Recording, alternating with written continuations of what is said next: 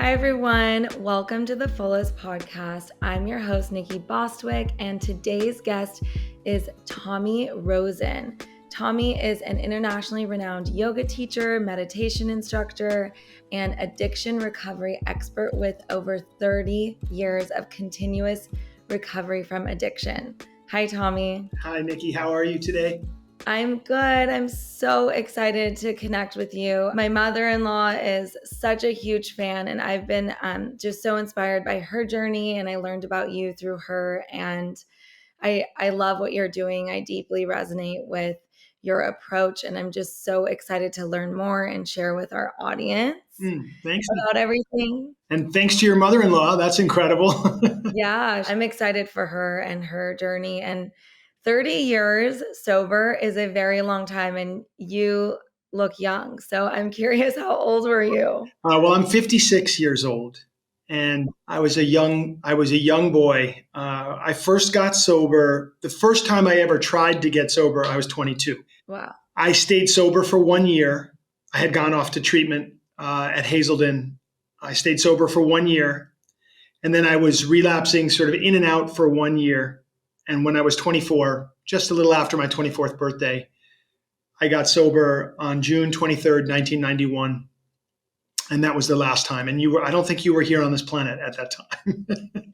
I had just turned 1. Okay. Amazing. So, yeah. So, I mean, congratulations to you, and not just for your personal journey, but also what you've, created and brought to others. I think a lot of times, like, I question, the current mainstream path towards recovery. In terms of just like treatment centers that maybe swap one medication for another, one drug for another. And I've always just had, I've always questioned, like, how does that work? And I've had family members that have gone through rehab that unfortunately are no longer with us today. And I always just thought there must be something deeper. And when Corinne told me about you, I was just so inspired because she's kind of taken that on for her journey, and it's been so beautiful.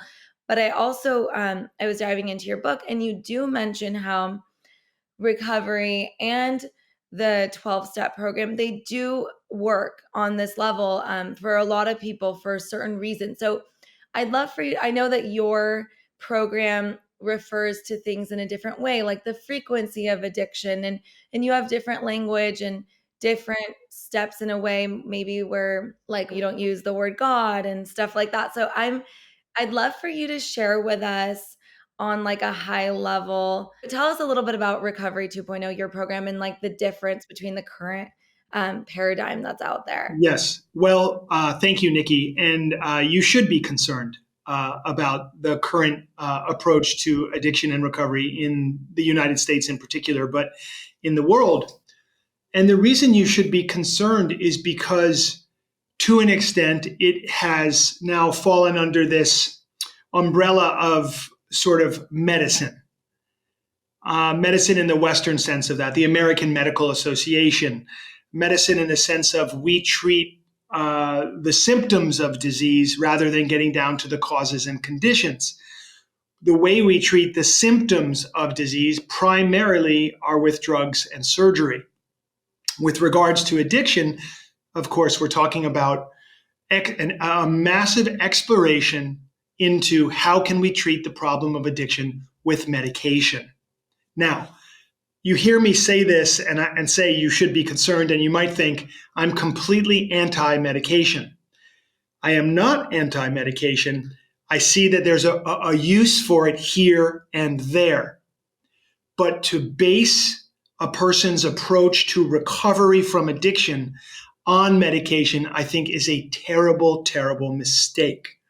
And I think that what we tend to do as a society, this is not going to be news to anybody, we overprescribe medication, we over-rely on medication, and we miss the human being in our treatment. And the human being is one part spiritual. Those are all the parts of us that we can't see, our emotions and our heart and our desire to connect. our desire to feel and to share love, our desire for purpose in the world and meaning in the world, our desire for health and wellness, all of these longings to connect. It's not even necessarily connect with God, although that could be. If that's your thing, I'm all for it. That's amazing. But we cannot ignore the spiritual aspect of the human being in our approach to recovery. We also must address the mental, the mind piece of this thing, the emotional, energetic piece of this thing, the physical piece of this thing as well. So if there's any one way I could describe Recovery 2.0, it would be to say we're really working with human beings, and we're working with the entire human being. And when I say I'm not anti-medication, I'll give you a very specific example. We're in the middle of an opioid epidemic. These are the painkillers, right? So the Oxycontins, the Percocets, the Vicodin, the heroin, the fentanyl, all of those coming from the poppy plant. Those are very, very strong painkillers that are very highly physically addictive, emotionally also, spiritually also. And this class of drugs creates a very strong dependency, physical dependency. So if you try to get off of those drugs, it's unbelievably painful.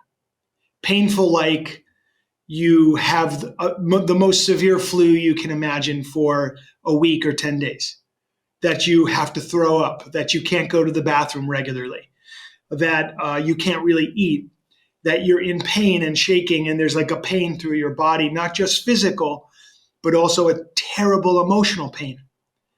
And this withdrawal process is so severe that it keeps a lot of people who are addicted to opiates from even trying to quit. They're so scared of it, of going through that first sort of 7 to 10 day process and kicking that dependency to that class of drugs. So we came up with a medication some many years ago called Suboxone, as an example. So Suboxone is also an opiate drug, but it behaves in such a way that it can greatly decrease the pain of the detoxification process that I just described. And so why shouldn't a person be put on Suboxone for 4 days, 5 days, 7 days at the outside, to help them through the worst of that period of withdrawal, and then wean them off of it. So by 10 days, they're done with it. And this can greatly decrease a person's pain as they go through this horrible process. Okay, somewhere, some point, somebody had the smart idea, if we keep people on Suboxone long term, like months or a year or years, we notice that they're maybe not going to relapse. We notice that they won't go into that pool of people who overdose. And neither one of those statistics are scientifically proven, number one. Those ideas that people who are put on Suboxone as a whole, that they stay sober and that they don't ultimately overdose. What we're seeing is that to get off of Suboxone long term is as painful or worse a detoxification than the opiates you are on in the first place. So I'm not anti-medication. There's a use for medication at certain points, at certain times, for certain people. And there's certainly stories of people who were put on Suboxone long term who managed to get off and get sober. And some of those people are very grateful. But the great majority of the stories that I hear is this is a nightmare drug to be on long term. It takes a lot away from your ability to feel, as all opiates do. It takes a lot away from your experience of life. So that's an example where medication-assisted treatment in that sense, in this one example, is a very bad idea, in my opinion. There's 100 variations on this, and so it's not all black and white. But we need to treat addiction with connection. That's talk. That's love and connection between people. That's having a community. That's when the time is right, moving the body, sweating it out, getting into better physical shape, building your vitality and immunity. Taking a very, very direct look at our diet is so important. Diet is so key for people in recovery from addiction, as much as it is for everyone, and even more because people in recovery from addiction, we need to find ease in the mind and body. And if we are eating really poorly, eating for stimulation, eating for sedation, getting addicted to caffeine and sugars, and then we're just going to be in that same frequency of addiction that I speak about and I write about so often. So this is a little bit about what we do at Recovery 2.0. We heavily lean into yoga, meditation, breath work, because those are effective techniques of healing the body, bringing your mind to calmness, and dealing with a lot of the challenges that we face as human beings. We emphasize morning practice. So you wake up in the morning, most of us are skewed a little bit to the negative, stress, anxiety, worry about the day ahead. We need to break out of that. We need to get onto a mat. We need to move our body. We need to do our breath practices, and we need to calm our mind. And then we go out into the world. And we go out and we live from a more connected place. And, a grateful addict does not relapse. So ultimately, we want to move people from that fear and that worry and the anxiety. We want to move them into this calmness, into this love, into this connection. And so that they can be grateful people every day and be on a great path. We call it the path of discovery. So beautiful. I'm a huge fan of yoga. I definitely leaned on it in my own journey. When I was I found it when I was 14. So it's definitely been a big foundation in my life. I used to teach and I love Kundalini.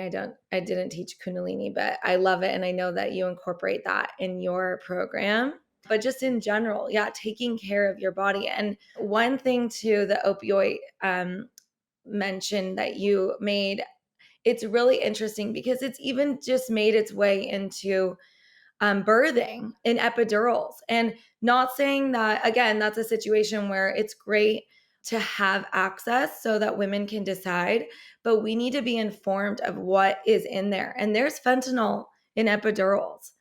And it's incredible. It can be incredibly dangerous. And with my son, my first child, I was hoping to do an all natural birth. I was in the hospital still though, and I was exhausted. So I ended up going forward and it was part of my journey. But I know that it starts so early because when you do an epidural, like they say that, it doesn't affect the baby, but that directly is creating an imprint for your baby so that later on, if they do go and try opioids, they have this like resonance to it where it almost feels like, they've done research on this where it almost feels like it fills this void. And that imprint is so dangerous. And they introduced these, like, I don't know if they had fentanyl, in the 80s or whatever, but they introduced this back in a time where we're seeing such an increase in the epidemic now. And I can't help but think that that's definitely connected. Yes. Well, literally last night, I interviewed an extraordinary author named Allison Yarrow. She just came out with her book, Birth Control, The Insidious Power of Men Over Birthing. And it's an incredible book about exactly what you're talking about, and women, needing to be given consent, first of all, to consent to whatever the treatments are that are being done to them. But we got into a full, amazing discussion. I just want you to know about it. Pick up this book, Birth Control. It's an amazing book for anybody to read. And Allison did exhaustive research, interviewed 1,300 mothers about their birth stories, and wrote about this in this incredible book. And yeah, there's no question that we begin patterning and conditioning, even in the womb. The Mhm. food that our mothers eat when we're in the womb is going to actually flavor the amniotic fluid that we're swimming around in as fetus.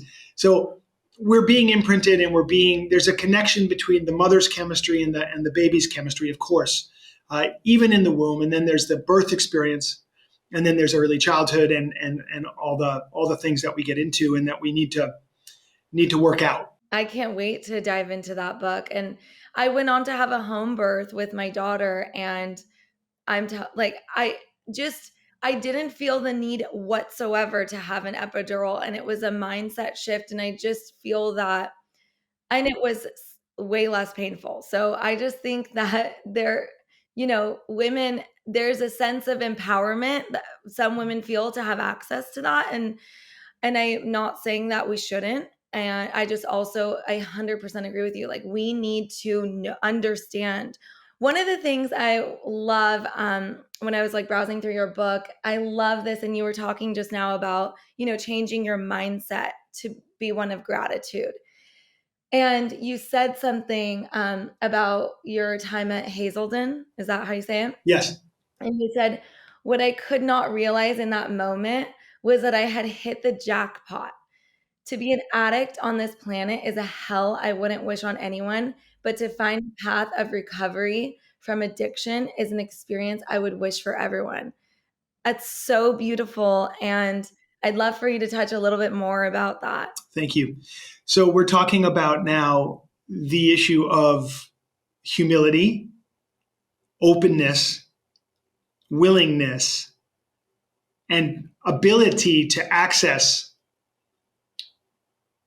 a greater bandwidth of information that exists in this universe. And what I mean by, I'm going to go deep into that. So because I experienced addiction, I was to a certain extent humiliated. I humiliated myself.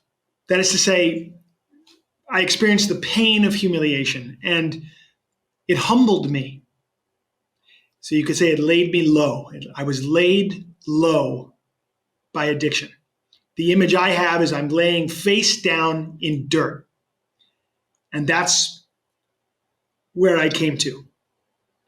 And because I came to that place, there was an openness and a readiness in my spirit to receive something new, a new idea, a new teaching, to receive help. All the most incredible teachings of all the masters say that if you don't have an open mind and you don't have an open heart, no matter how dedicated you are, you won't be able to receive the teaching, meaning the spiritual truth. And because I got to experience being laid low by addiction,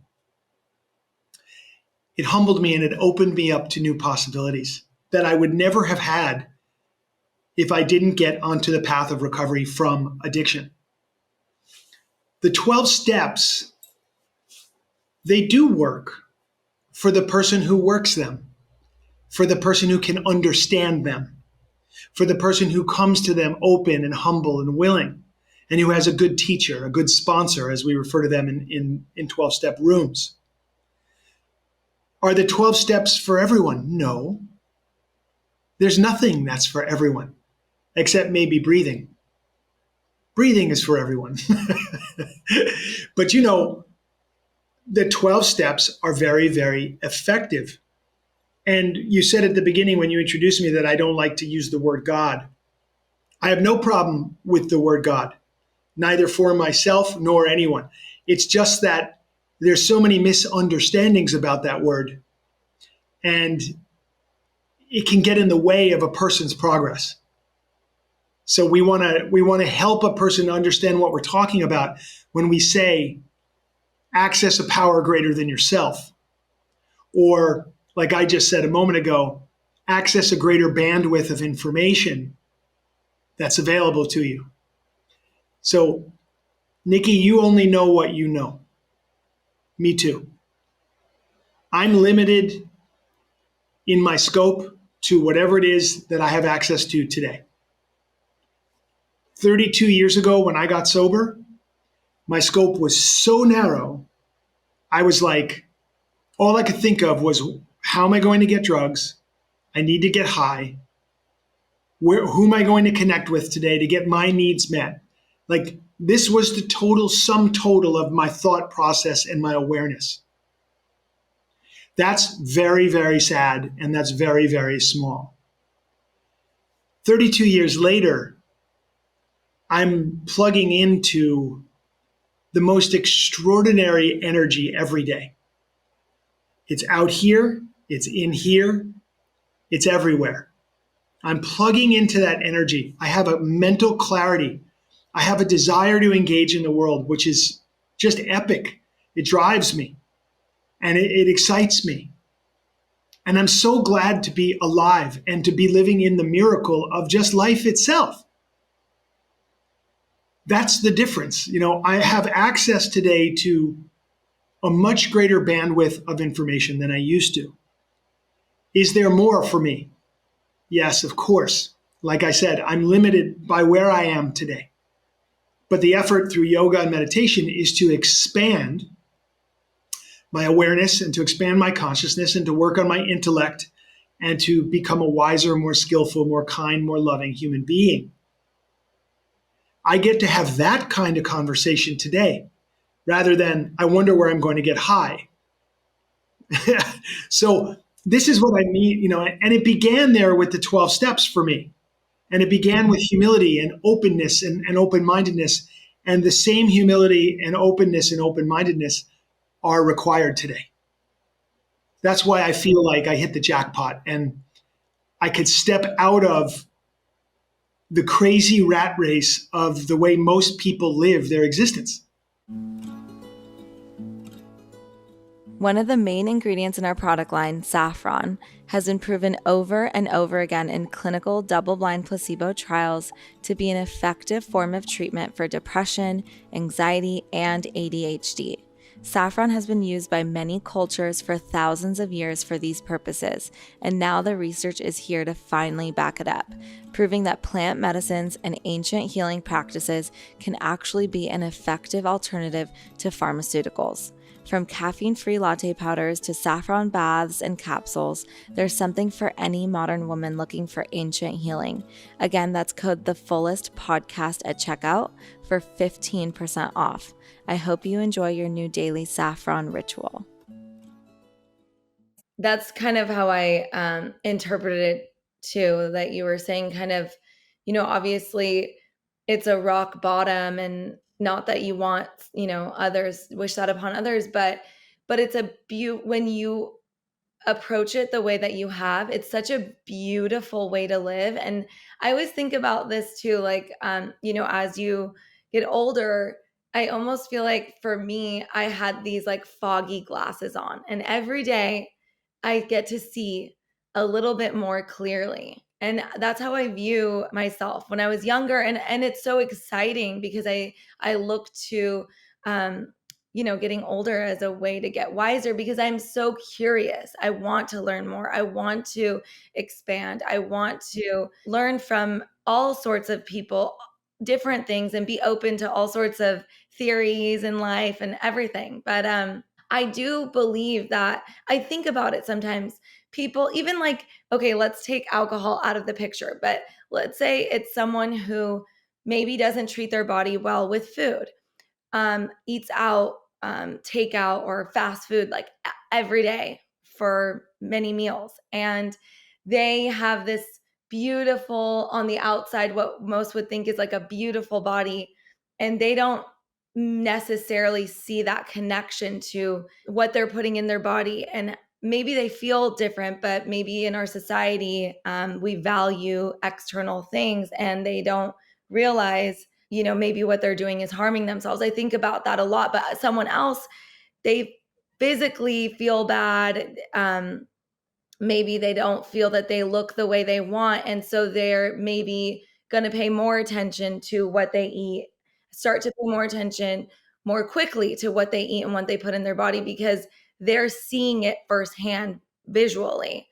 And I think about that, but those two people are probably being affected the same way, right? And their insides maybe, feel the same way. But I think about that a lot, where a lot of people are approaching life in a state of numbness. And it's all about what, doing things that have this instant gratification of, you know, not having to fully dive deep into their emotions, into how their careers are affecting them, what their relationships are doing to affect them, rather than maybe approach a relationship and have this framework of communication and whatever it might be that might support it. It's, whatever, that's just the way my partner is. I'm going to ignore it. I'm going to go here and do this.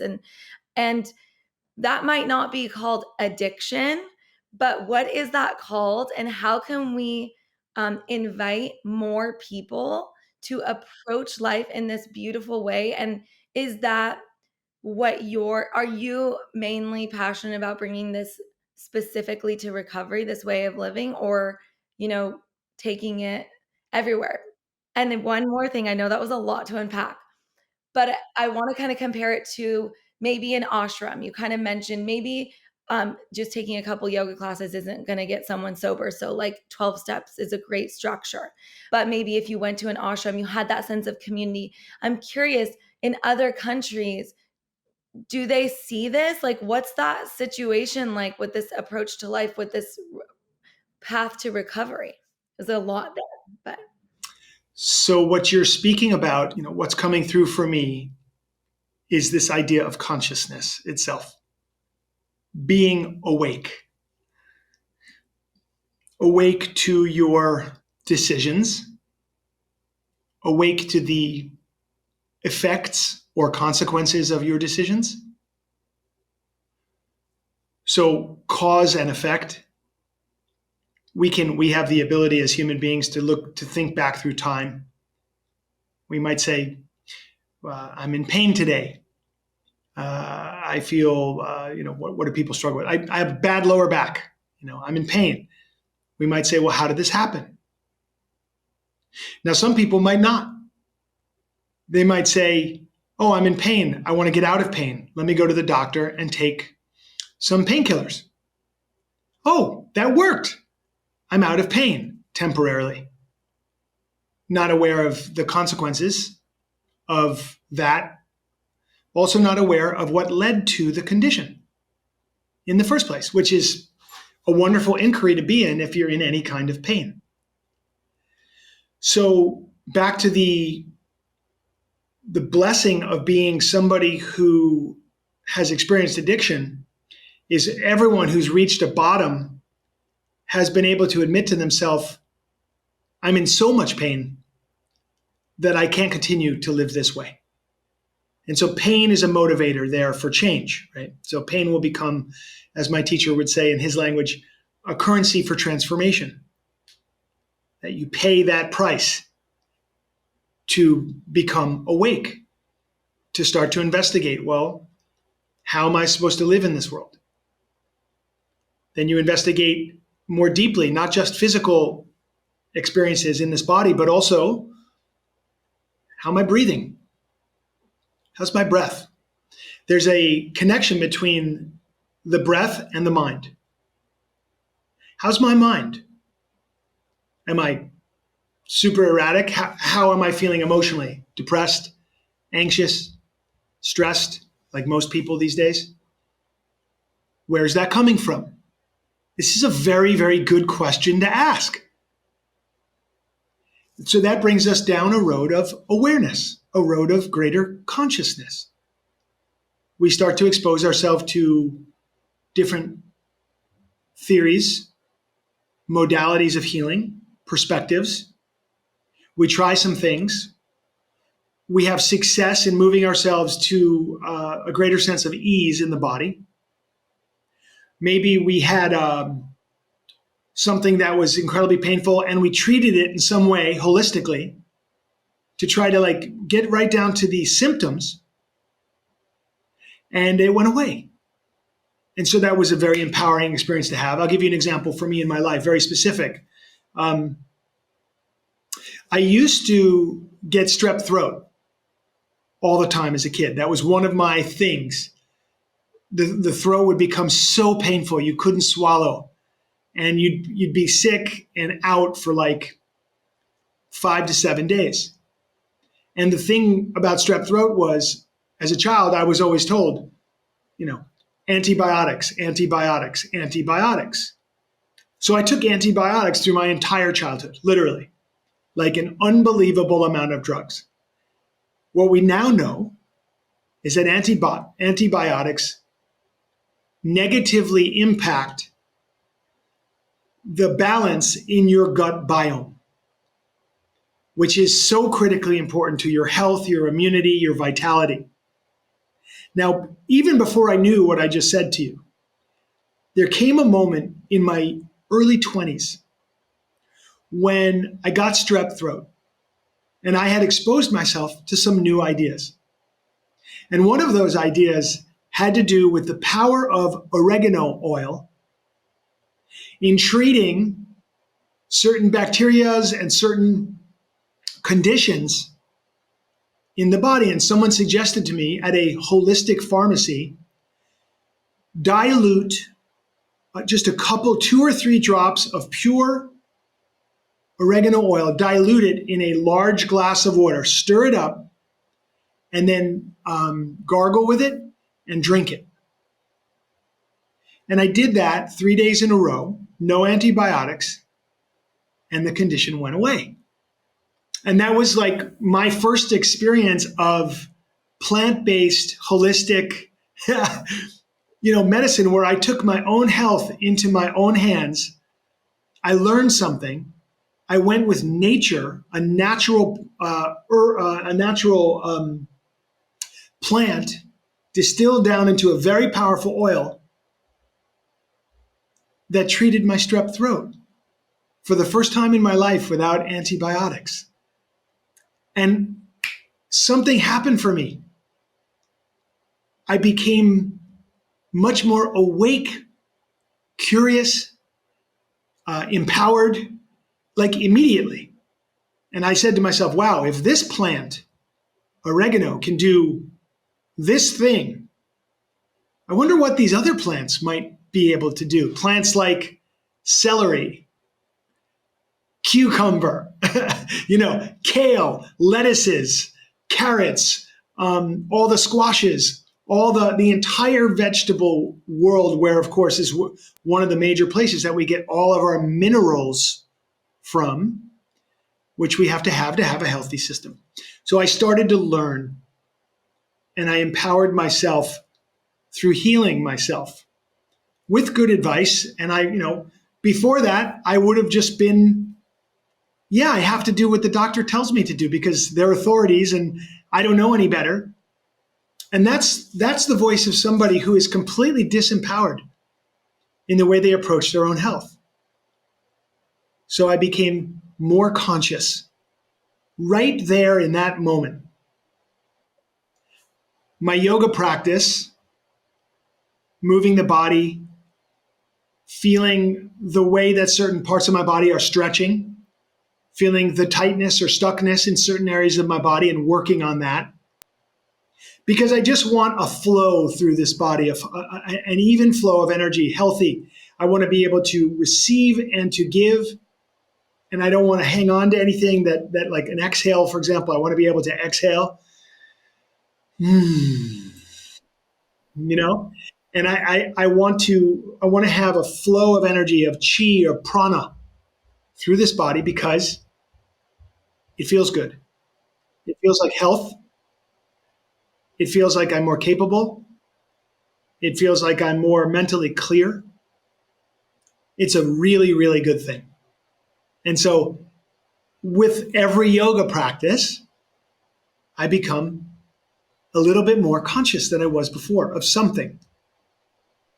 And new possibilities present themselves. Just like every day I'm sober, new possibilities present themselves. And I'm in this thing called life. And I'm aware and I'm asking the right questions. Whereas people that you're describing who are not as aware, or they're not, well, it'd be more accurate to put it this way. People are focused on certain things. It's not necessarily right or wrong, but it's what brings you to the fullest bloom of your life. What can bring you to your fullest potential? What can bring you the greatest amount of joy and connection? So if I'm focused on money and career, and that's all I'm focused on, if I'm good at what I do and I have good business principles, I might make a lot of money. But if I lose my physical health, that money won't do anything for me. Sure, you could say, well, you could get around the right doctors and you can have these special treatments. And I'm like, well, but still, if you lose your physical health, we know that money can't buy that. So if your relationships are terrible, your relationships with your parents, your relationships with your children, your sisters, brothers, aunts, uncles, cousins, friends, colleagues, family, everybody.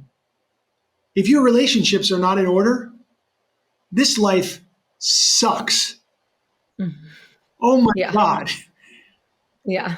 And money can't, fix those relationships. So we must adopt a path of ever increasing awareness.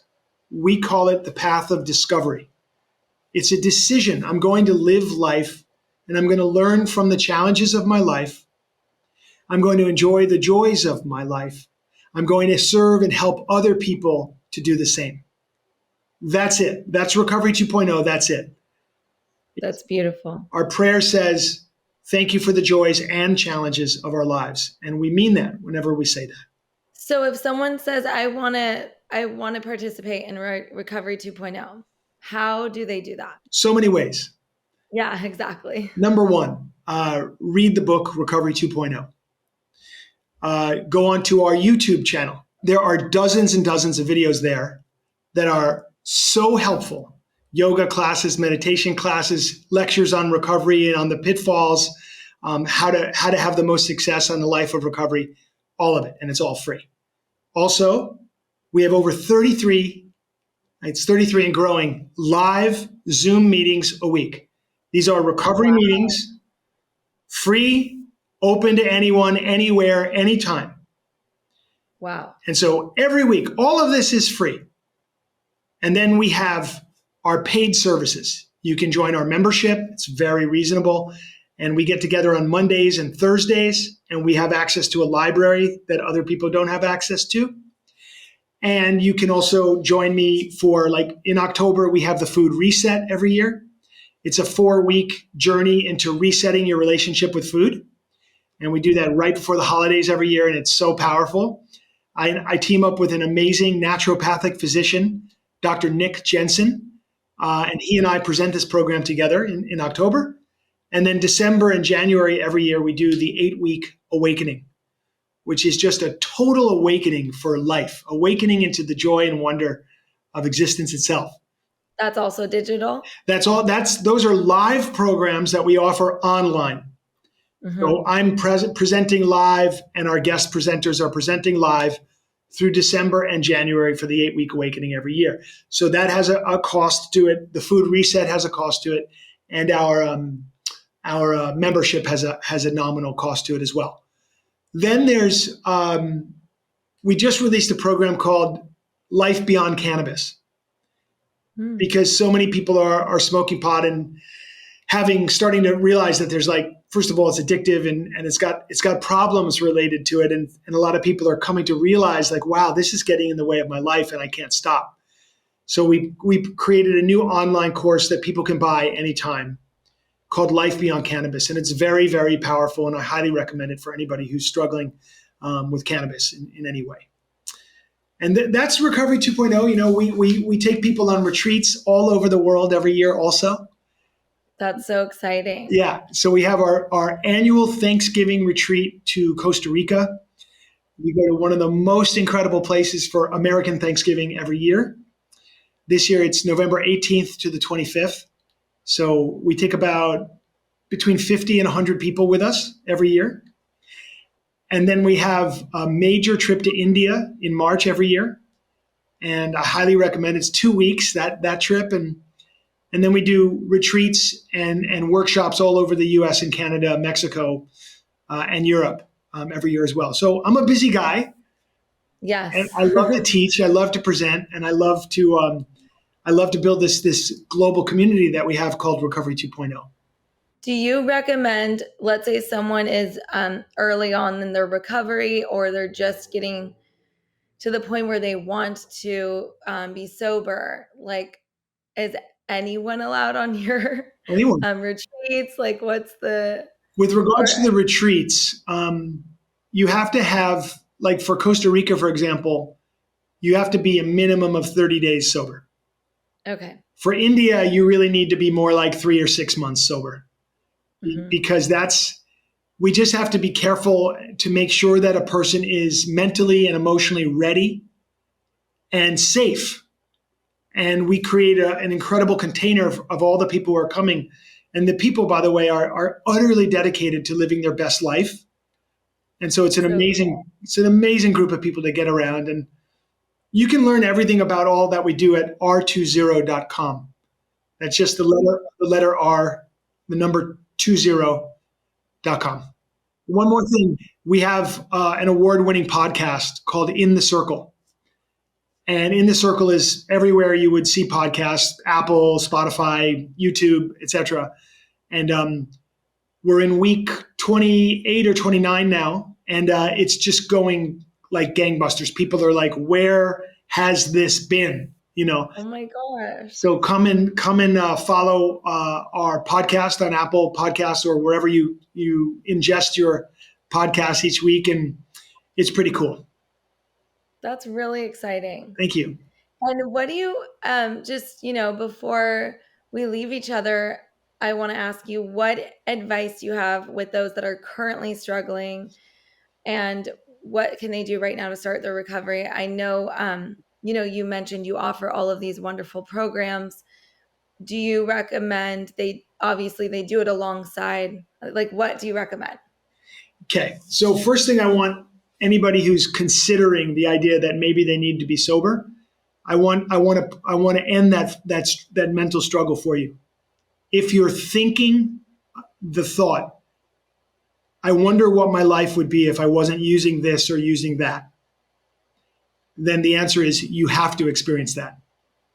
If you're thinking the thought, maybe I have a problem with this, it doesn't matter if you have a problem with it, just that you're thinking the thought means you have to experience life without it, whatever that substance or that behavior is.